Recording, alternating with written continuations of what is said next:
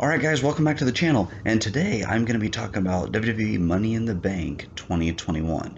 The crowd was wild and really into it as the show kicked off, and to open the show we had the Women's Money in the Bank Championship Contract match. Now, the competitors were Alexa Bliss, Asuka, Liv Morgan, Nikki, Almost Superhero, Naomi, Natalya, Tamina, Zelina Vega. Take that back. Natalya and Tamina dominated for a lot of the match. People were booing them, not because I don't think they dislike them, but because they don't want them to win the briefcase. Liv Morgan and Zelina Vega were my favorites. They had some moments. It felt like it was Liv Morgan's time. Fans are into her.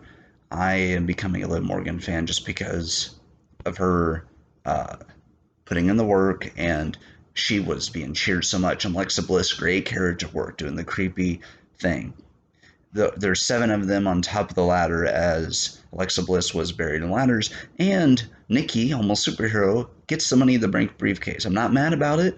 I'm glad they're finally giving opportunities to new people. However, they did keep saying there's been a 100% cash-in rate for the women's Money in the Bank winners, so my prediction is that Nikki will be unsuccessful in cashing in the contract and will lose.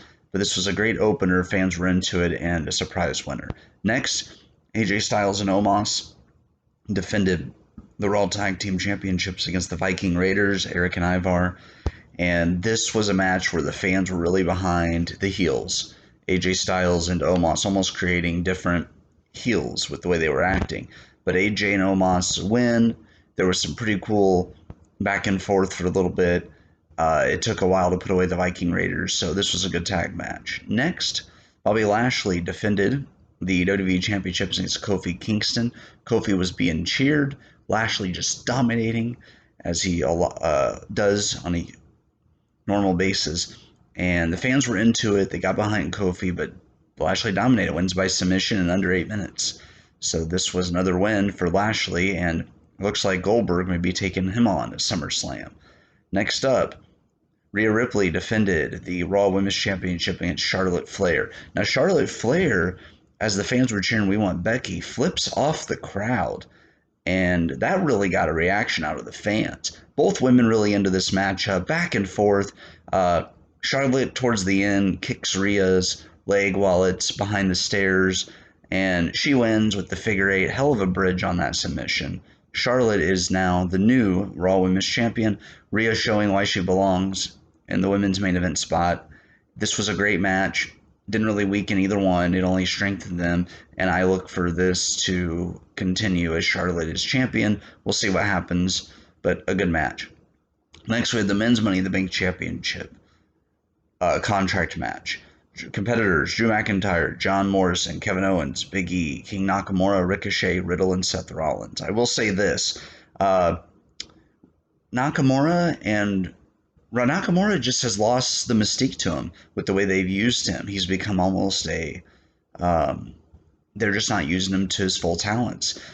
We saw a little bit of the old Ricochet here. He did that thing off the ladder where he corrected the fall onto the ropes and then did this just high altitude flip onto a group of opponents onto the floor. Loved him in this match.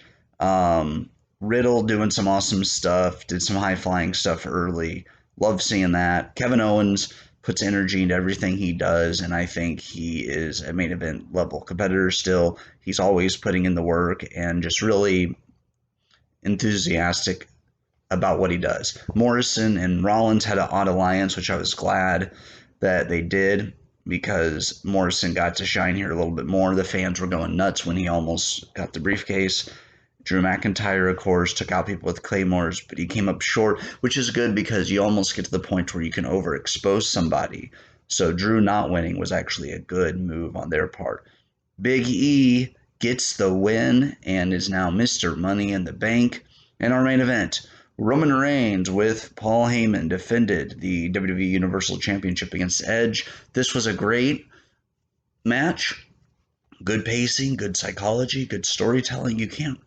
You have to learn this through experience. And what happened here is Edge had the win.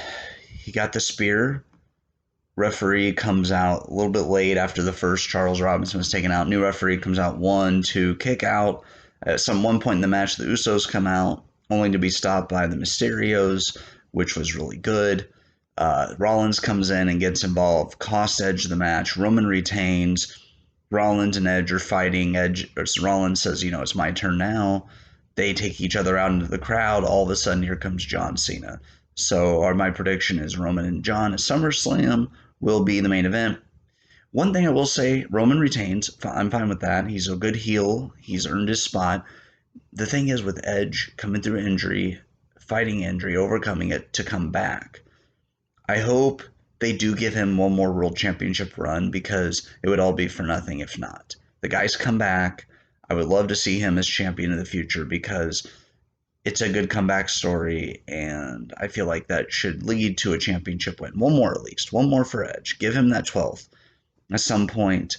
A lot of good things here. I don't really have a lot of complaints.